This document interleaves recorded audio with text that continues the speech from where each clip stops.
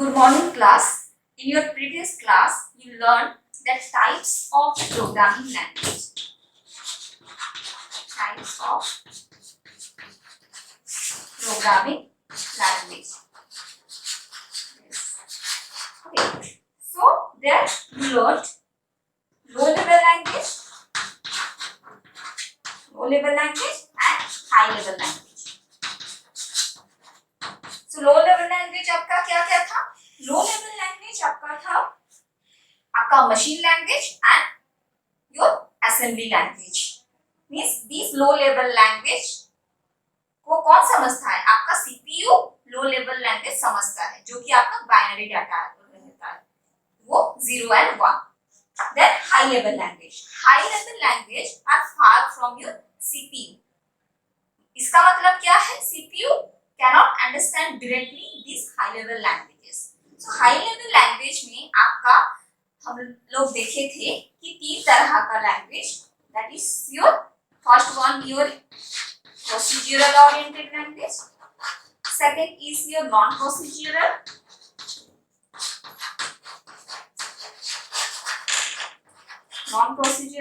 and the third type is your object oriented.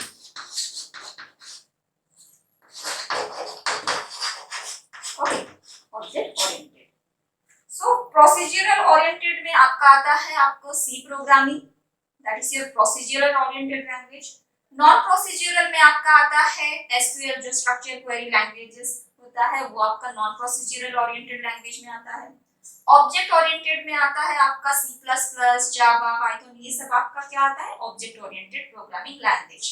Actually in this semester you have Java programming. Java is not purely object oriented programming language because it doesn't satisfy all the features of the object oriented programming. Still be considered as it is a object oriented programming language. So why do we move towards this object oriented methodology or approach concept? Actually the fundamental features of your object oriented programming is invented in 1960s, but it came into attention in 1980s. Alan Kay is considered as one of the father of this object oriented programming language. Okay, so what are the problems we face in the procedural oriented programming approach, so that we move or there is a motivation towards the object oriented programming approach? Okay, so object oriented programming approach removes some flaws in the procedural oriented programming approach. So let us see what are the disadvantages we face in the procedural oriented approach. Okay, so the first thing is that, as we learned in the previous class, that in procedural oriented approach the major concern or here importance हम लोग किसको देते हैं ना? functions rather than data. So जब हम functions को important देते हैं, so there is a question mark about this data. Why there is a question mark about this data? Because the data security is the major concern here. We are not giving importance to the data because here function is the primary concern, but the data is your secondary concern. But in object oriented programming methodology, we will learn that data is your major concern. How you give security to this data. Okay. Then next thing is that here you learn that the global variable is accessed by every function. So the global variable which is accessible to every function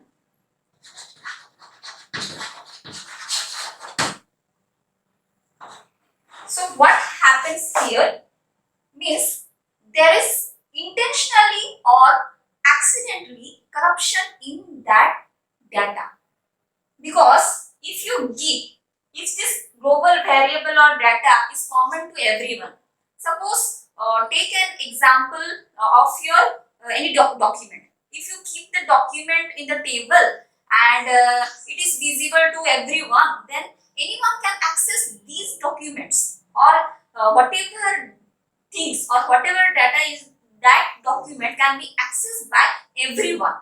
So if you give some security to that document, then that cannot be accessible to everyone.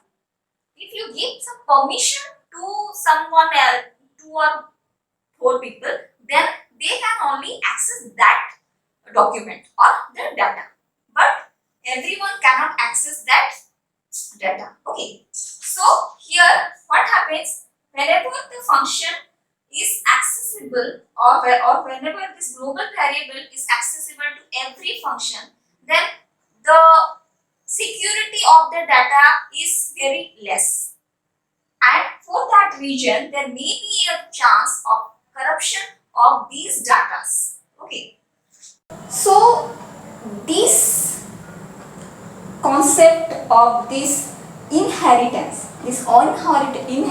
concept provides the ability to reuse the features. The third point is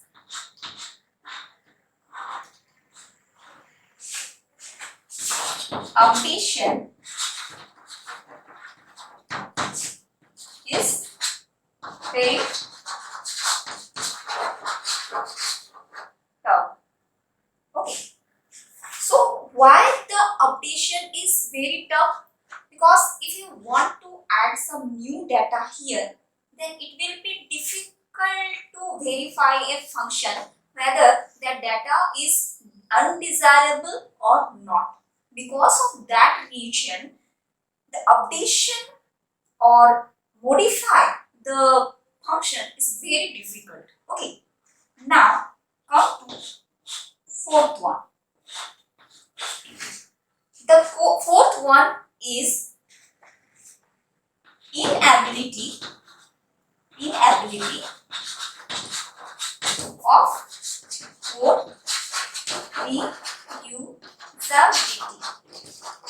reusability. Okay, so the fourth one is your inability of the code reusability, because whenever you want to add some new data type here, then the inability to reuse that code throughout the program, then it is very difficult.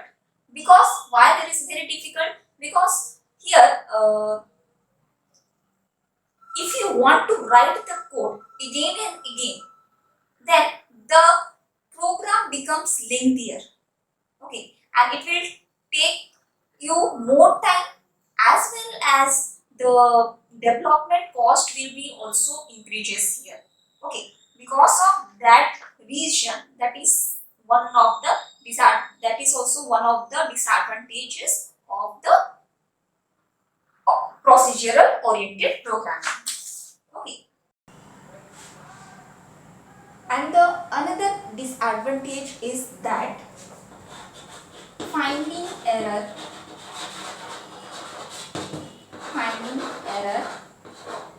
becomes difficult.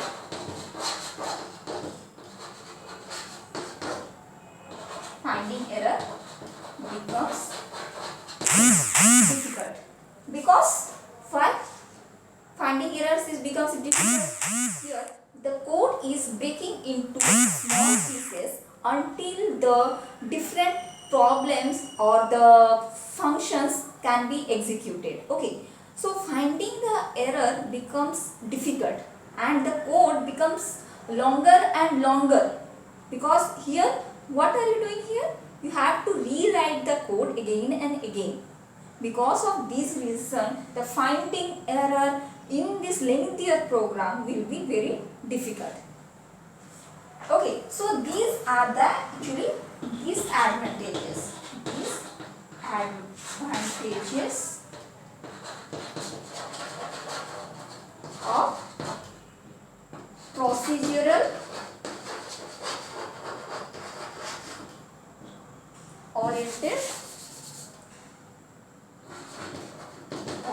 approach. Okay, procedural oriented approach.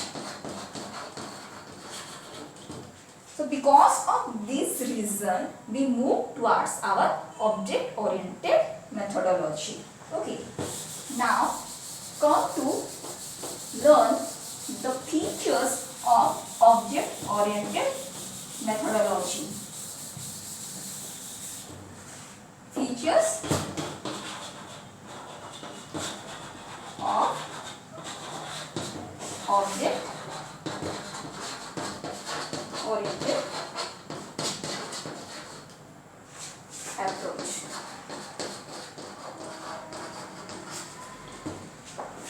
So the first feature is, as you know, in the procedural oriented programming or approach, the main or primary importance is your function, but in your object oriented approach, the primary importance is given to the data.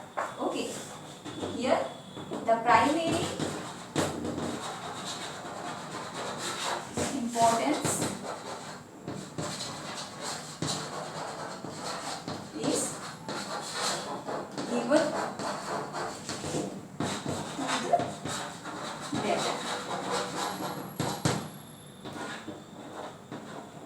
The second thing is that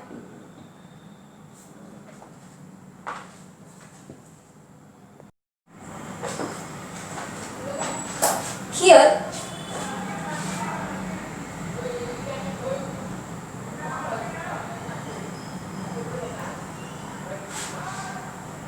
and the another disadvantage is that finding error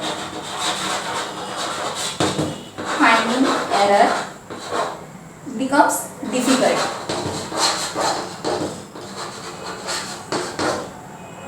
Finding error becomes difficult because why finding errors becomes difficult.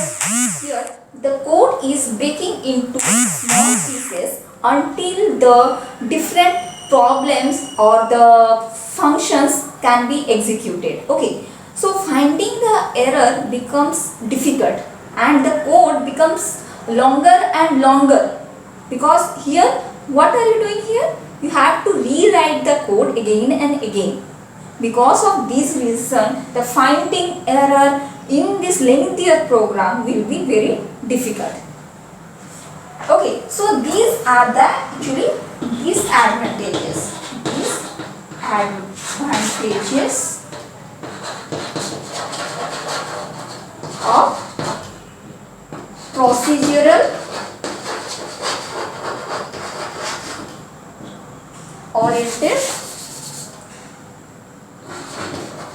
oriented approach. Okay, procedural oriented approach.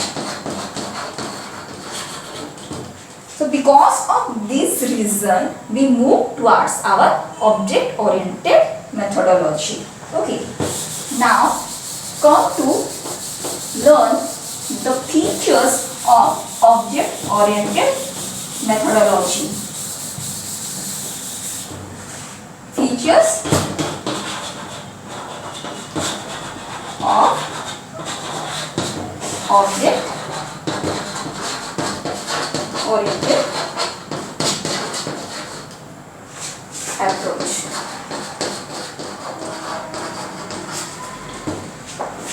So the first feature is, as you know, in the procedural oriented programming or approach, the main or primary importance is your function, but in your object oriented approach, the primary importance is given to the data. Okay, here the primary importance is given data,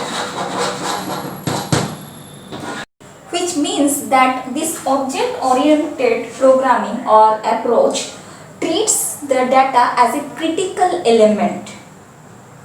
in the development and which doesn't allow it to move freely in the program, or it cannot be accessible freely or to any of the function in the program. Okay. So now the second thing is, and obvious, if the data is the major concern and it doesn't allow the data to freely move around the program, then obviously data will be secure and there is no chance of harm of that data. Okay. The second thing is that it ties the data more closely to the function. Okay. It ties, means object oriented programming concept ties the data more closely to the function. Okay, which means it tells that it protects the data from the accidentally or intentionally modification of some other external functions. Okay, now third feature is that here each object has its own data and functions. OOPS allow to decompose the problem into several pieces. So now come to some of the basic concepts of the object oriented programming. Okay. So concepts, basic concepts of object oriented programming. So the basic concepts of this object oriented programming are the objects, class, abstraction. We'll see in details. Abstraction, inheritance, polymorphism,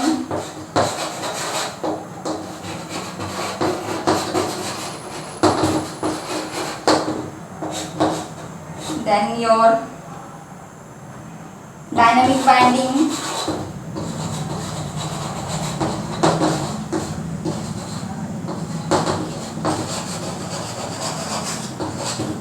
here I am writing here, encapsulation,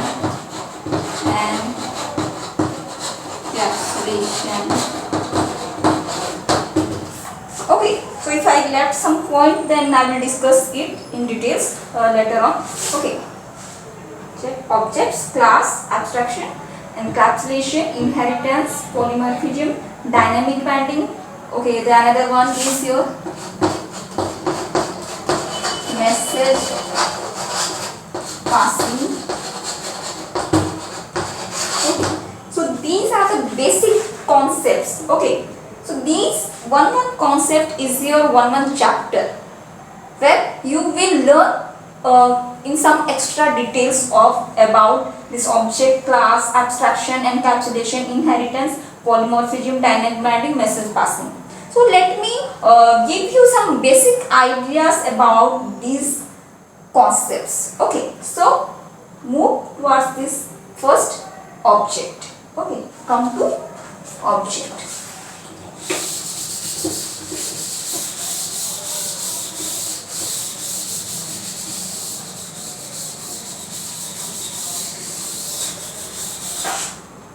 So object is nothing but the instance of the class,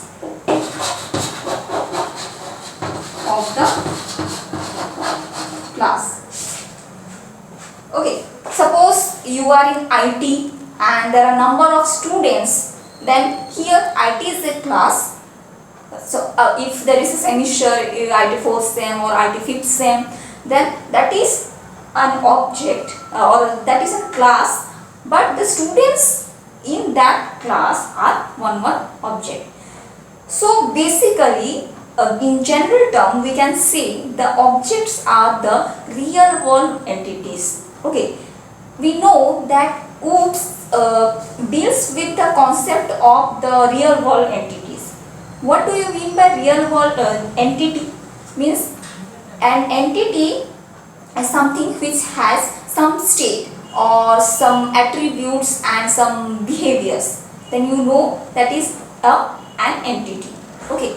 So here there are number of examples of the entities are or the objects we can take, whether it is a person, whether it is a place, whether it is some non-living things or living things like table, desk, a tree, whatever thing or whatever living and non-living things you see in your surrounding is called as your object, because each of them have some state or attributes and some behaviors. So if I am talking about the human being, if I am taking a human being or a person, the person has some state. It has name, it has height, it has she or may have some name, age, height, weight. Okay, these are the attributes, and having some behaviors or some methods, I can say.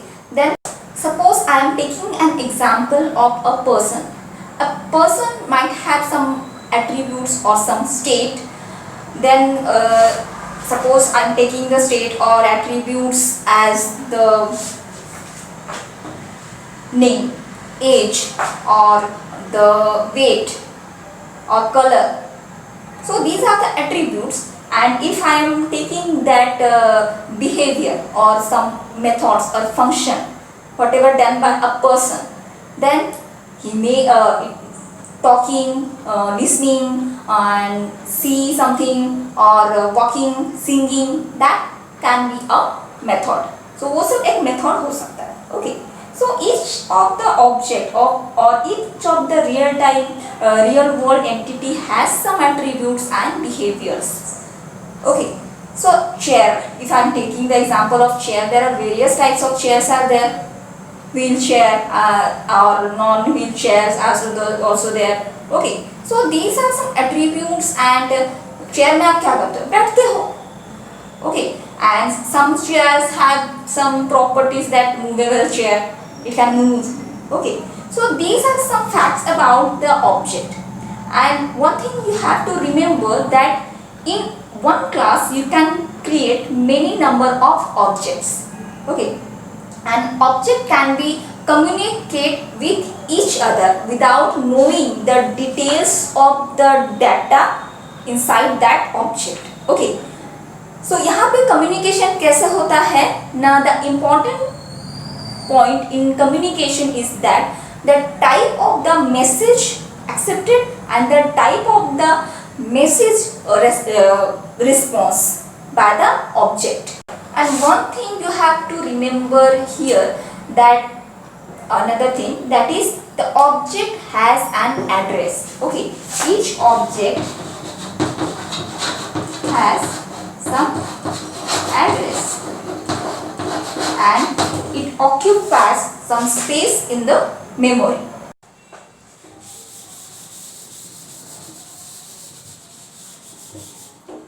The second concept is class. Okay. Class is the collection of objects. It is the logical entity. We can define the class as a blueprint from which you can create the object, and object doesn't consume any space. Okay. So class, this is the very simple word, that a class. Like if I am giving an example, vehicle. Vehicle is the class. There are various types of vehicles are there, like two-wheeler vehicle, or 3-wheeler vehicle, 4-wheeler vehicle, and train has number of wheels. Okay, so there are various according to the number of wheel there are various types of vehicle, and according to the type there are another types of variable. Okay, if I am taking wheel as a class, if I am taking this wheel as a class, then according to the wheel there are various types of vehicle, whether there is a auto rickshaw or your bike or scooty or train or airplane. Okay, so these are one class you can make it as a class. So as a student, if I am taking student as a class, then उसका attribute क्या हो सकता है? So attribute में हम लोग क्या क्या लिख सकते हैं?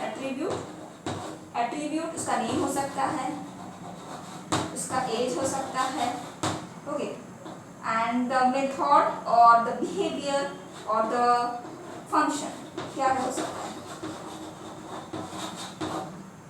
So this concept of this inheritance, this inheritance concept provides the ability to reuse the features.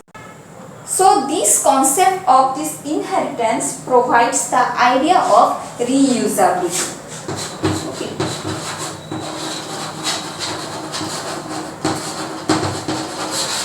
Like I was giving you an example that bird flying bird होता है, नॉन फ्लाइंग बर्ड होता है.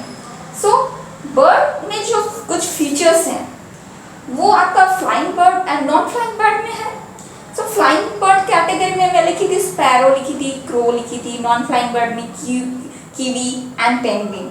सो they are also bird but they have some common features, okay, or they have follow some common class. That common class is what? Your class, bird, that is your common class. Under that you can divide it into two categories, that is flying and non-flying birds. Okay, and according to the flying and non-flying bird you distinguish which birds are flying birds and which birds are non-flying birds. But they have some attributes and properties. So अगर मैं इतना सारा चीज को एक जो common features है उनमें उड़ना या ना उड़ना या फिर they are coming to the bird category. So ये जो कुछ फीचर्स है उनमें कि उनका 2 legs होता है बर्ड्स का. ओके, 2 legs होता है बर्ड्स का. सो ये सारा चीज मैं बर्ड में अगर 2 legs उसका लेग का अगर करूँ तो 2 legs होता है.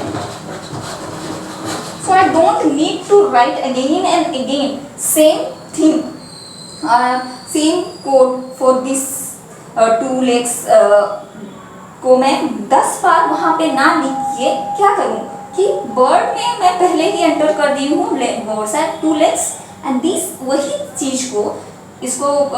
चीज को मैं क्या same other categories, that is flying bird and non-flying bird and sparrow and your crow, kiwi and your penguin में इस चीज को वहाँ पे ऐड कर सकती हूँ, वहाँ पे और एक बार ना लिख के. Okay, that is called as your what reusability.